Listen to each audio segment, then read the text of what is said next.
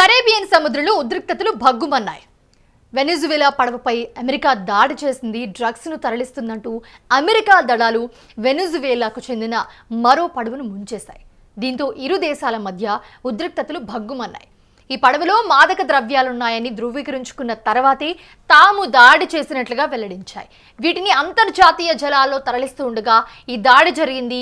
ఈ దారుణమైన ఆయుధాలు అమెరికన్లను విషపూరితం చేస్తూ ఉన్నాయని ఆందోళన వ్యక్తం చేశారు. ఈ నౌక అమెరికా వైపు వస్తుందంటూ కూడా ట్రంప్ ట్రూత్ సోషల్ మీడియాలో చేసిన పోస్టులో పేర్కొన్నారు. దానికి సంబంధించి కొన్ని శాటిలైట్ ఫొటోస్ని కూడా వాళ్ళు విడుదల చేశారు. ఈ పడవలో నిజంగా మాదక ద్రవ్యాలు ఉన్నాయని చెప్పి ధృవీకరించిన తర్వాతే దాడి చేపట్టామని అమెరికా అధికారులు తెలిపారు.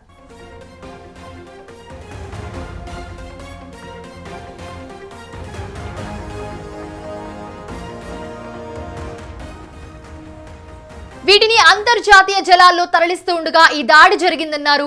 ఈ దారుణమైన ఆయుధాలు అమెరికన్లను విషపూరితం చేస్తూ ఉన్నాయని ఆందోళన వ్యక్తం చేశారు. డ్రగ్స్ ముఠాలు అమెరికా జాతీయ భద్రత, విదేశాంగ విధానానికి, దేశ ప్రయోజనాలకు ముప్పుగా మారాయని చెప్పి ట్రంప్ చెప్పుకొచ్చారు. 2 వారాల క్రితం కూడా అమెరికా సైన్యాలు ఒక స్పీడ్ బోట్పై దాడి చేశాయి. ఆ ఘటనలో 11 మంది మరణించారు. తాజాగా పడవపై దాడి దృశ్యాలను జాయింట్ చీఫ్స్ ఆఫ్ స్టాఫ్ తనకు చూపించినట్లుగా ట్రంప్ చెప్పారు.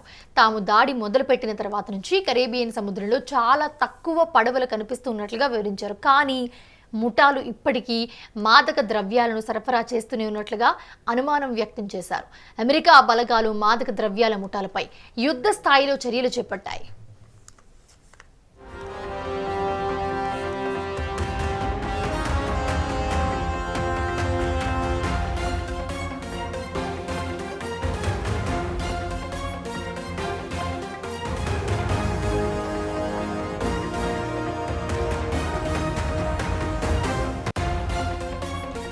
అమెరికా బలగాలు మాదక ద్రవ్యాల ముఠాలపై యుద్ధ స్థాయిలో చర్యలు చేపట్టాయి. మొత్తం 8 వార్షిప్లను అక్కడికి పంపించింది.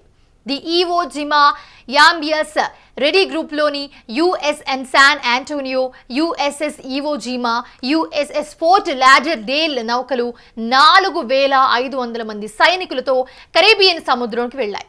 అయితే సముద్రంలోకి వెళ్లిన తర్వాత 22వ మెరైన్ యూనిట్ కమాండోలు 2200 మంది ఈ నౌకల్లో ఉన్నారు.